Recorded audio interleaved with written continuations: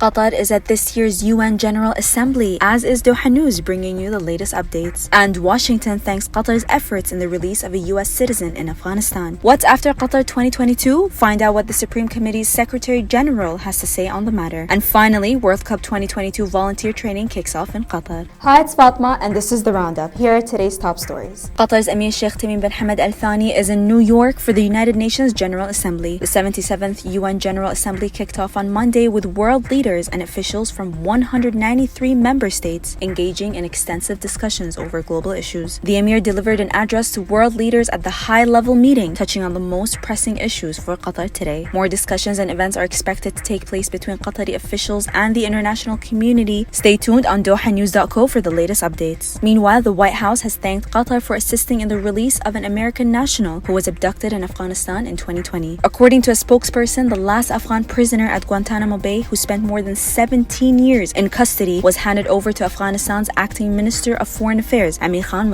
In turn, Mark Frerich was released to U.S. officials. The Navy veteran was kidnapped by the Taliban in February 2020 while working as a civil engineer in the country. The World Cup isn't the end of the road for Qatar, as the Supreme Committee for Delivery and Legacy Secretary General Hassan Al-Thawadi has disclosed what's next for Qatar after the tournament is over. Speaking at the Concordia Annual Summit, Al-Thawadi stated that Qatar is hoping to win the bid for 2023 AFC Asian Cup. During his speech, Al-Thawadi also addressed Qatar's bid presentation for the FIFA World Cup Qatar 12 years ago, stating that the time has now come. Speaking of the World Cup, volunteers for the world's biggest tournament have begun their training journey. 20,000 volunteers will get more than 350 training sessions, both in person and online, at the Volunteer Center in Qatar. Volunteers will be extremely important during the World Cup, serving in various different functions. The majority of participants who registered to volunteer for the World Cup are from North African countries, a Qatari official reported in July. That's it from me today. For more stories, head over to our website, DohaNews.co.